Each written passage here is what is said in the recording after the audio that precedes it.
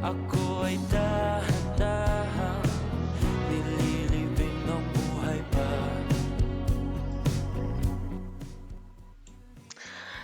Mabuhay mga overthinkers! Welcome back to the Overthinking Hour, the only show where we prove that perfectionism is not a flaw, it's just very extra. I'm your host, Ruvia, and after our chaotic but successful self audit last week, we are diving into an area where overthinkers thrives, the ghosting aftermath. Minumulton ako ng damdamin ko, ng damdamin ko. Hindi mo ba akalaing isalin? Okay, so let's get straight to the mission. For people like us who live for closure, for data, and for logical consequence, ghosting is the ultimate insult. It's an emotional chaos created by a complete absence of data. So when someone disappears, the analysis paralysis is infinite. But today, we're going to logically dissect this phenomenon. And to do that, I brought an expert from the other side of the gender. Actually, he is, I can say, one of my good friends.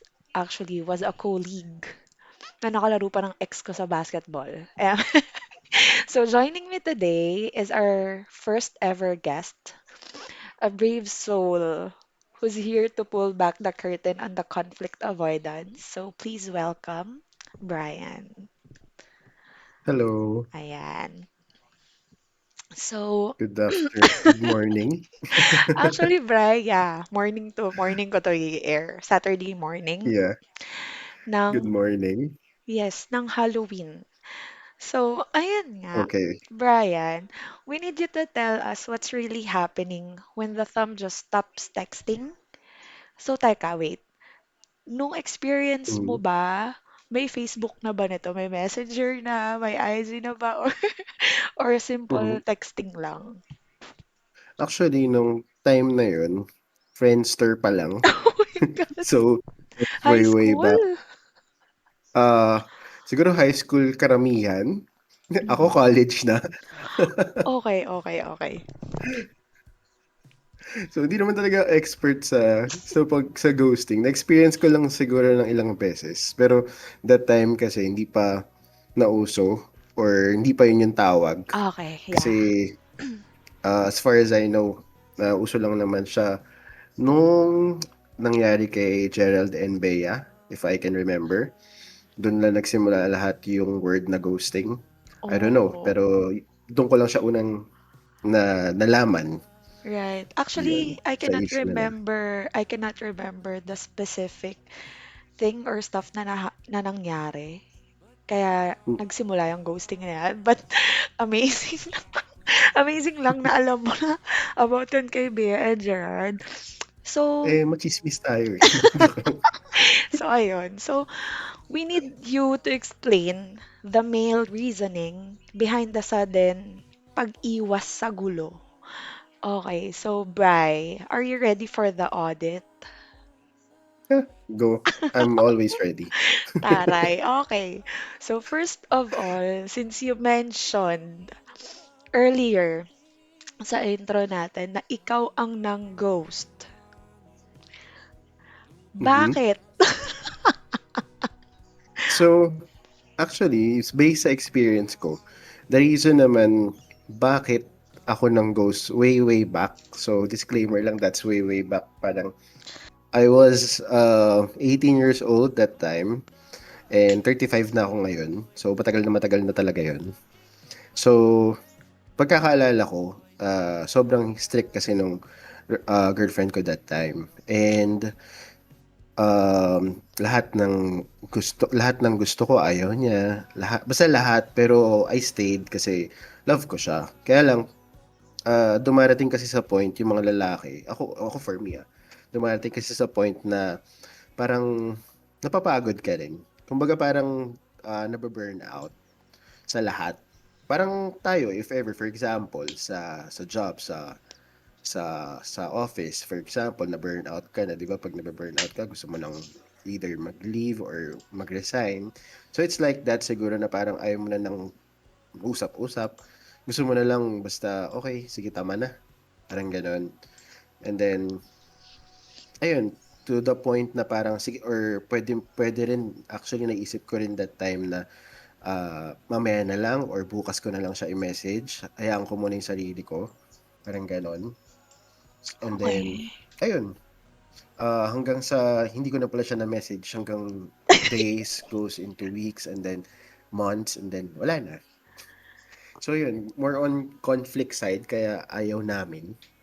Kaya ayaw namin ng kumbaga ayaw na namin ng mga pagtatalo kasi pagod na kami sa lahat ng mga nangyaring pagtatalo sa kabuuan ng relasyon. Okay, so So yun. wait. Medyo mabilis yung pagkwento. But, so technically, Mhm, it started na umayaw ka lang. Umayaw ka lang mhm. dahil sa conflict. And parang gusto mo ng pahinga or parang, ang tawag nila doon? Hindi siya break eh. Pero, ang tawag nila doon? Yung, Cool off. yeah, gusto mo lang ng cool off. Mm. Pero, it ended Actu up, mhm.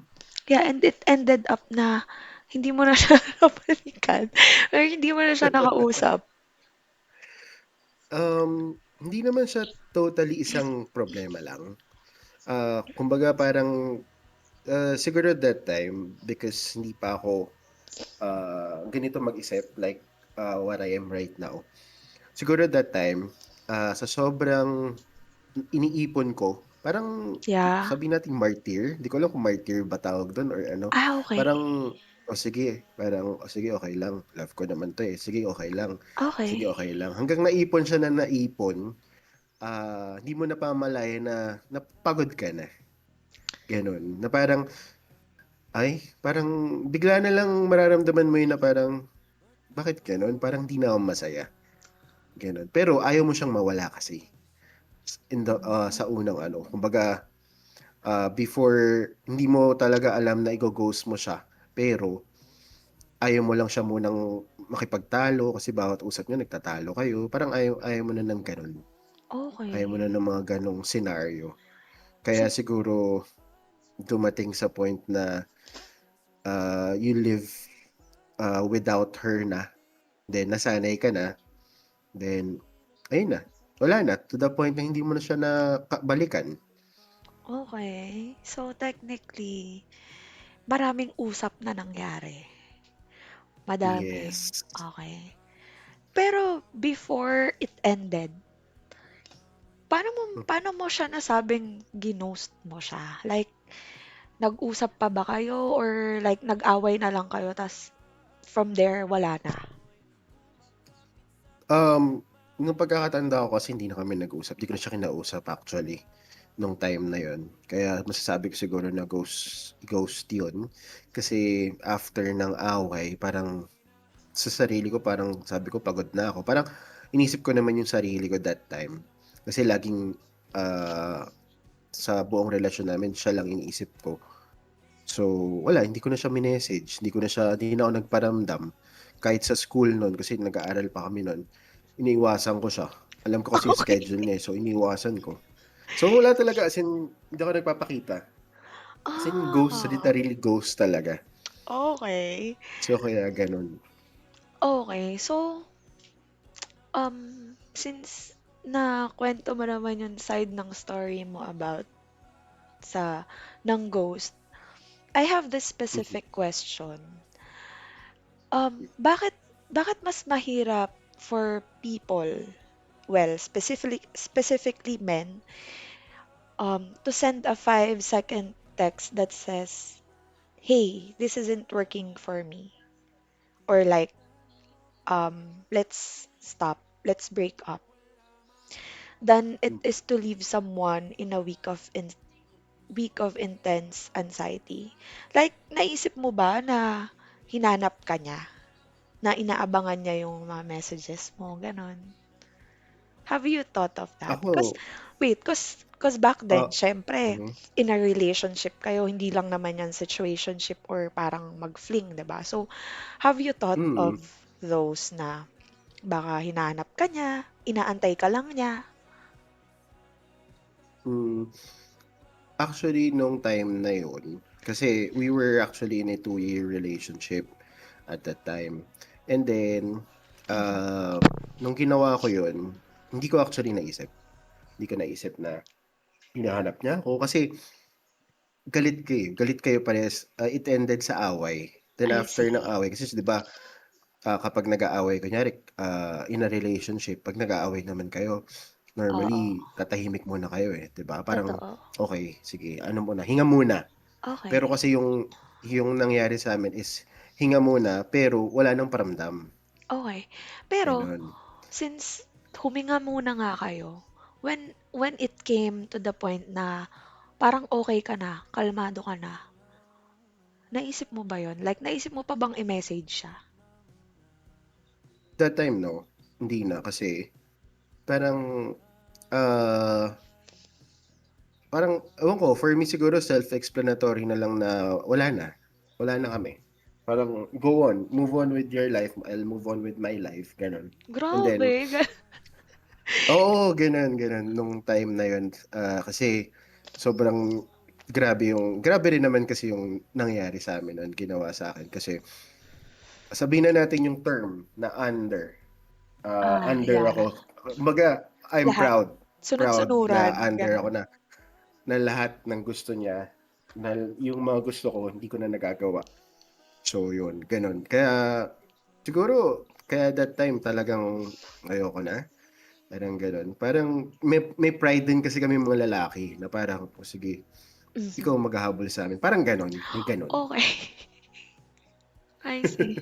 Kasi nung time na ako ang na-ghost, nung ginost ako, well, Mm, let's say na, sige, you have your point dun sa sinabi mo na you ended up na magkagalit kayo.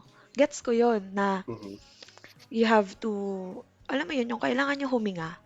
Pero, ewan ko kung ako lang to ha, or, well, sa mga ka-overthinkers natin dyan, if they also overthink from the time that it happened na nag-away, nung humihinga, and nung naging okay na. Kasi ako, nung naranasan ko yan, andun ako sa point na i-message ko ba? Alam mo yung mm, habang humihinga, nagba-backread ng messages. Alam mo yun? Yung totoo. parang iniisip ko pa, magme-message pa kaya 'to? Maiisip niya pa kaya Mm, na i-message ako? Pupuntahan niya kaya ako? Gano'n. Lalo na ako kasi when I experience this, paano pa, parang yung guy kasi super okay naman, eh. Siguro same lang sa'yo. Hindi ko naman siya inander, pero parang prinsesa talaga ako kasi dun. It's just that mhm, may isang away kami na sobra talaga na siguro nagkapikunan kaming dalawa na iniisip ko pa din na mm, or siguro kasi na-feel ko talaga na mahal ako, eh, na minahal ako. Kaya siguro iniisip ko kung ime-message pa ba ako or hindi. mhm, Pero, mm. well, I gave in. Nag-message ako. Oh, 'di ba? So, Yun kasi actually yung tinatawag namin. Kami kasing mga lalaki, ito, um, kapag, normally ma-pride talaga kami. yeah, Kasi hindi kami magpapatalo, hindi kami gusto namin kami yung pinaka-best, gano'n. Meron talagang side sa'min na gano'n. yeah, ego. Kaya pagdating sa mga relasyon sa ganyan, Mhm, normally gusto namin na, kumbaga may pride kami lalo na pagka nasa barkada ka or mhm, ano. Kaya siguro, minsan kapagka sobrang strict din ng babae, tapos talagang hindi na namin nagagawa yung gusto namin or puro sila na lang, gano'n. mm, Kaya nangyayari siguro yung mga gano'n. Pero it depends pa rin naman sa sitwasyon. Kasi like nung sa'kin, um, more on napagod na ako, mhm, na parang ayoko na ng usap, ayoko na ng ayoko na, as in ayoko na. Hindi ko na lang masabi sa kanya kasi alam ko, ewan ko kasi that time siguro I'm not yet that matured and, para isipin kung ano bang naisip niya, ano bang ano. Kasi that time ang gusto ko na lang is freedom. I see. Pero, pero, hindi ko naisip na, dahil hindi ko man lang ma-message kahit isa na parang, "Okey, hiwalay na tayo kasi ganito, ganyan." Oo. Parang ako, go on na lang ako with life, enjoy ako with, kung ano yung mga na-miss ko, Mm. gano'n. Kaya siguro, yung ghosting pa rin depende pa rin sa sitwasyon. Hindi lahat ng na-under or hindi lahat ng taong, nahihirapan sa relasyon, automatic igo-ghost nung lalaki or nung babae. So, Totoo. depende pa rin 'yan. Tsaka depende sa maturity pa rin ng, parehas ng both, men and guy and, women. Totoo. I agree. Kasi 'di ba, ano ba naman na mag-message ka, sabihin mong ayaw mo na. Sobrang hirap ba Hmm, nun? Like, mahirap bang i-message yun? Walang 5 minutes yun. So, ayun nga. totoo. Well, para kasi sa akin, or siguro sa mga ibang overthinkers din, we tend to Mm, think, ano bang problema sa akin? Ano bang mali sa akin? Parang, lalo na nung ako yung nag-message, tapos after that, wala pa rin akong narinig. Wala pa din na reply. Alam mo yung, ano, ako na yung susuyo. Ayaw pa din. Ganun katigas, ganun kataas ang pride. Parang, anong ginawa, like, sobra ba yung ginawa ko? Para iwanan mm, mo ko sa ere ng ganun.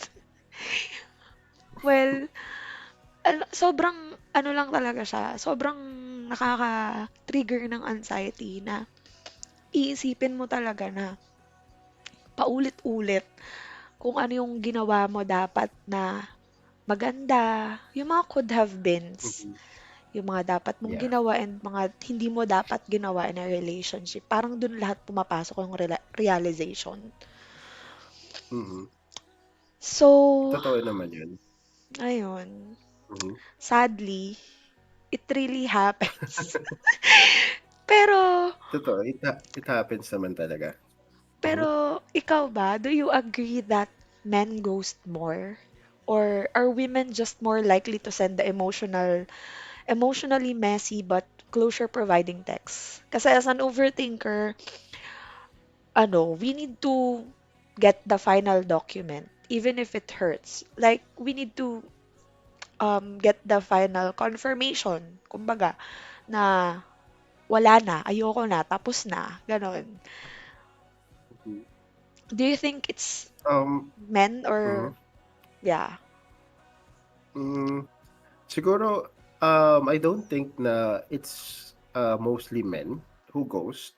Kasi marami rin akong mga nakilala na mga babae na sila naman yung nang-ghost. So, I think parehas lang naman.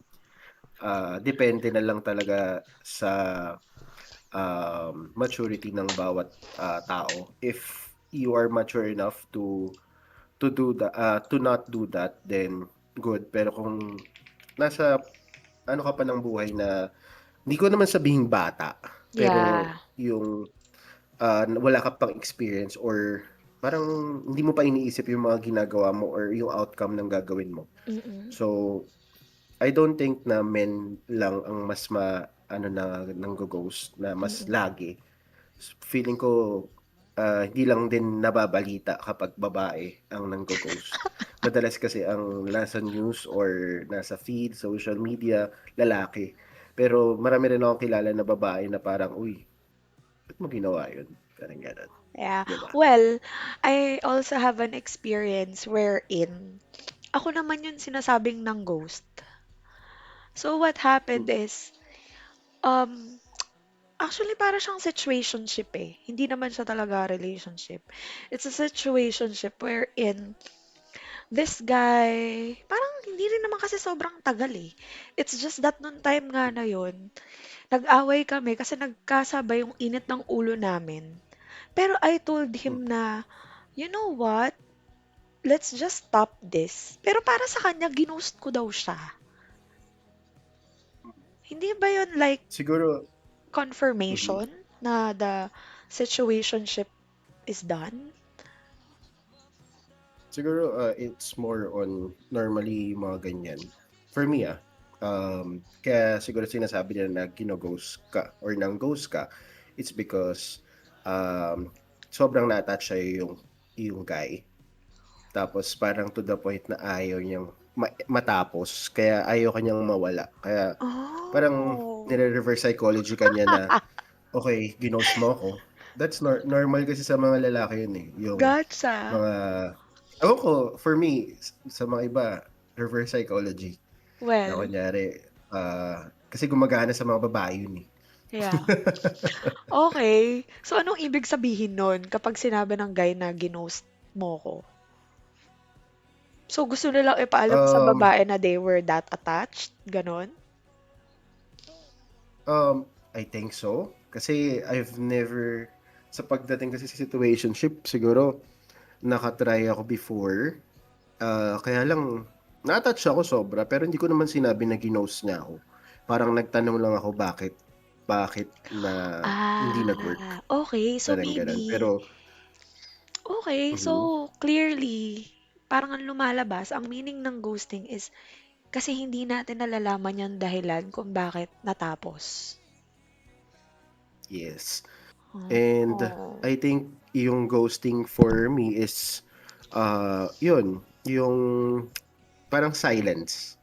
Silent ending. Parang ganon. Hindi siya, Okay. parang, hindi mo na, wala na. Parang after ng away niya, parang, okay, sige. Yun. Kaya, siguro, kaya tinawag din na ghosting kasi parang bigla ka na, di ba ang mga ghost, hindi mo nakikita. Hindi na lang sila nagpapakita. Hindi na lang nagpaparamdam bigla. Oo, pero matakot ka pag nagparamdam. De, joke lang. Well, okay. Actually, kasi itong guy na 'to, recently ko lang nalaman na para sa kanya pala is ginost ko siya. So, okay, yun pala yun para sa mga lalaki. Well, tama din naman 'cause actually, yung pagsabi ng break na or tama na, hindi naman dun tumitigil lahat eh. Siyempre Mhm. for the Tsaka, persons, yeah. mhm. Ano yun? Sorry? And they also, add ko lang, madalas kasi sa mga lalaki. Ewan ko, sa mga kaibigan ko, mga tropa ko, lalo na nung bata kami, Mhm. ah, ayaw nilang takot na takot silang makipag-break. Kaya siguro, nauso rin yung ghosting kasi parang mababawasan yung pagkalalaki nila pag sila yung nakipag-break. Gusto nila babae nakikipag-break. Okay, so nag-aantay. May ganon, yes. Actually, if I can remember, meron pala ako, unang-una pala ako ng ghost. That was way, way back, grade 6. Grabe, Bray, grade 6. Kasi naalala ko lang, after graduation, hindi na ako nagparamdam sa kanya. As in, hindi na ako, ano kami nun 1 year and a half na, ko lang kung tatawagin ng puppy love yun or something. Pero 1 year and a half kaming nasa relationship. And then, parang ako, okay, hindi, awan ko no, hindi na ako nagparamdam nun. And then one day, parang after a month yata nang hindi na ako nagpaparamdam, may tumawag, kaibigan pa niya. Sabi, Bri, break na kayo. Okay, sabi ko. Actually, since So, ayun. napaalala mo yung grade 6 na yan, I also have, yeah, well, I think we can say it puppy Mm, love. Grade 6, tas ganyan din, after graduation, wala na. Kasi 'di ba dati landline lang. Walang mm, Facebook, walang landline lang. mo usually kapag grade 6 ka at may cellphone ka, boy big time ka. 'Di ba? Pero, Oo, well, may cellphone na pero parang alam mo yon, parang mas okay pa din makipag-usap sa landline. So, ganun totoo. din, like, wala na. Hindi na kami nag-usap after graduation. Tapos nakita ko siya, same gym. Shout out Mm. sa Pound for Pound Makati. Doon kami nagkita. Yun, parang, huy, huy ka din. Wala lang, pero parang Totoo, wala totoo. na. Parang magkakilala na lang kayo, familiar face, ganun. Mhm. Tsaka before kasi may dahilan yung mga lalaki para kunyari, kasi 'di ba hindi pa nga uso yung word na ghosting before. Mm. Parang iwan mo na lang gano'n. Oo. May dahilan dati kasi nga wala pang mahirap ang means of communication before. Totoo. Unlike now, Lahat, napakadali meron. may phone, basta madali kahit nasang parte ka ng mundo. Hindi katulad dati puwede mong sabihin na, "Ay wala kasi kaming telepono, eh, sorry." Wala namang Mm, cellphone dati, mm. 'di ba? So, ano pa mga liham-liham pa dati. Malala malala yun. Like yun ang legit Kaya legit kaya na 'yun, mago-ghost ka kapag hindi ka na naka-receive ng letter. Na-ghost ka na. mm, Pero ngayon hindi eh, kasi totoo 'yun. may Messenger, may IG, may Threads na nga. Mm. Oh, may Discord. Tsaka feeling ko the reason also why, ano 'yun, nanggo-ghost ang mga lalaki, ewan ko for me, sa'kin. Kasi nga 'di ba yung pride nila na parang tactic nga, na babalikan yung babae kasi babalikan ng babae yung lalaki, parang yung babae pa yung magpaparamdam. Kasi before gano'n din sa'kin yung ginost ko nung college. After couple of months, pinuntahan niya ako mismo sa classroom, ta's kinausap niya ako. Tapos gusto niya akong balikan, as in gano'n yung scenario. So sabi ko, "Uy, nag-work." Parang Grabe. naging ano na, parang parang siyempre that time bata pa, 'di ba? Pero hindi ko na-realize na, hindi ko ang hirap nung pinagdaanan niyang sakit, ang hirap din nung, pinagdaanan niya na para harapin ako kasi nakakahiya yun for a girl na yung Totoo. girl ang manliligaw sa lalaki. Totoo and sobra para puntahan ka ng classroom. Oo, Sobra. pinuntahan niya ako then may ayun nga sabi niya gusto niya second chance then may letter pa siya for me na, kung pupuwede siya na raw yung manliligaw kung ano para magkabalikan lang kami, so gano'n. So, ayun dun ko pero siguro, ngayon kung may gano'n parang ano mo na lang na mas maganda kausapin mo na lang kaysa i-ghost mo, kasi ano ba naman yung like you said, ano ba naman yung magme-message Mm, ka to end para hindi yung suffering ng babae, hindi siya totoo. mahirapan, anxiety kasi dati hindi actually uso ang depression and anxiety, nauso lang siya, ah, mga ano na, mga year 2000 something na, na Totoo. may nagaganito sa anxiety. Dati pagka, nag-o-overthink ka, wala hindi hindi inaano ng mga tao yun, eh. Hin Kumbaga hindi nila hindi siya ino-honor. hindi siya validated.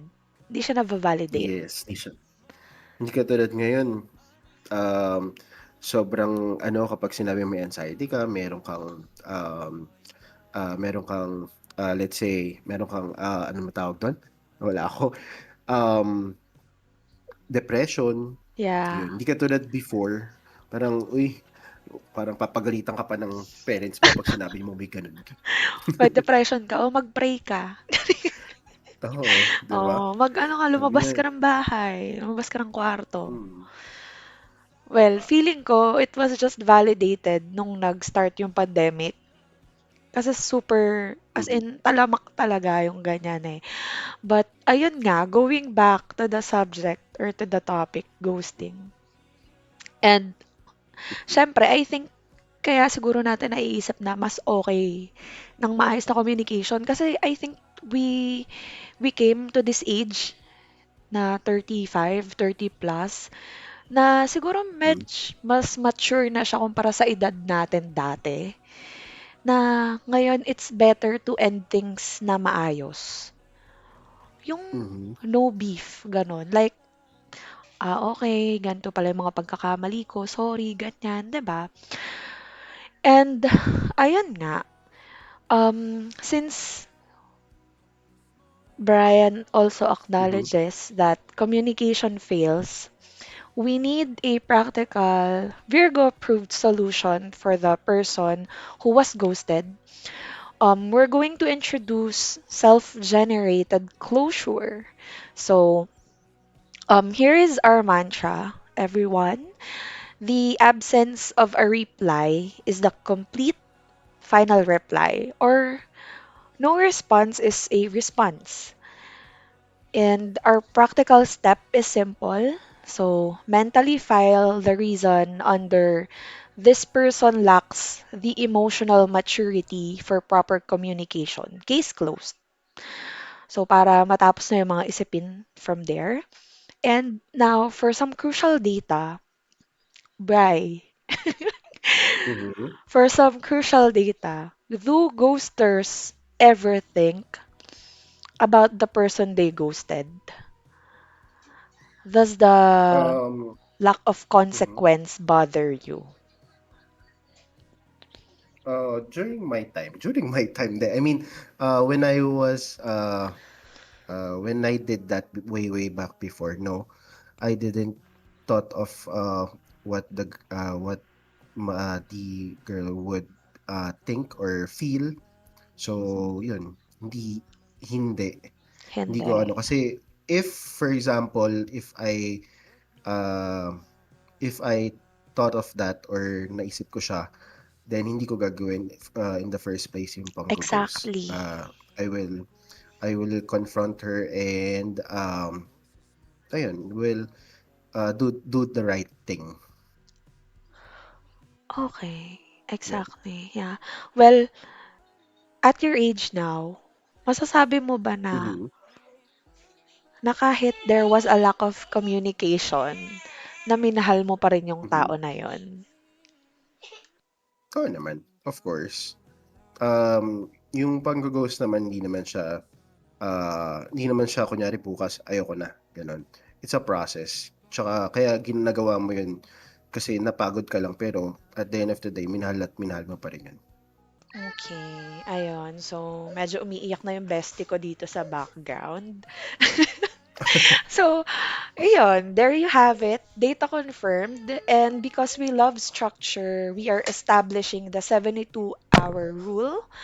So, after the last text, if a response isn't received within 72 hours, well, the host decrees the conversation archived and closed. No more analysis. Ayun. So, pwede nang burahin ang messages, burahin na ang number. Tama ba, Bray? Pag wala nang Mhm. na-receive na message. Oo naman, tama naman yun. Move on. If for example wala ka ng na-receive na message sa guy, Mhm. talagang legit na ginost ka na, then move on. Kasi sabi nga nila hindi lang naman siya yung tao sa mundo. Oo, minahal mo siya pero baka hindi siya yung para sa'yo.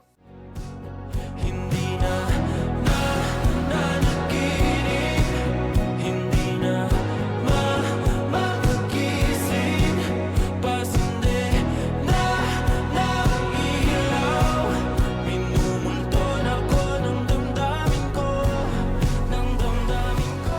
Hindi mo ba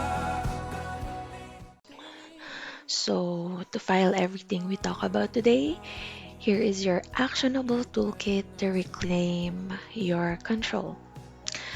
Una, putulin ang pattern. Like, mute the notifications so you aren't constantly checking. Huwag kang nakaabang te kung magre-reply pa ba. Huwag kang tingin ng tingin sa cellphone mo. Pangalawa, out of sight, out of mind. Burahin mo yan. Like, huwag ka nang paulit-ulit magbasa ng mga messages nyo. Inaaning mo yung self mo. Pangatlo, tanggalin mo yung ability to relapse. Relapse. Tanggalin mo yon or i-retext. Burn the bridge. Like, burahin mo na yung number niya, i-block mo sa lahat ng socials kung kaya mo. Just so hindi ka mag-chat, magte-text kapag nag-relapse ka. Kilalang kilala kita eh, ganyan ka eh. Tsareng. And finally, we need to redirect that powerful analytical energy. And your homework this week is to apply, of course, your impressive overthinking capacity to a productive task. So don't use it on the person who ghosted you. Sayang ang energy. And for example, organize your finances, develop a meticulous workout plan, te, takbo-takbo, ganyan, workout-workout, buhat-buhat. Or finally, deep clean one truly messy area of your home. Umpisan mo sa kwarto mo. Sabi nga nila, kapag malinis ang paligid mo, para na ring malinis yung utak mo. So, thank you again, Brian, for providing the data. We have learned that our value is not determined by a person who couldn't handle basic communication. We are too organized for that nonsense. And we're done, we're filed, and we are moving on to the next task. So, again, I'm Ruvia, and I look forward to processing your most annoying thoughts next time. Bye!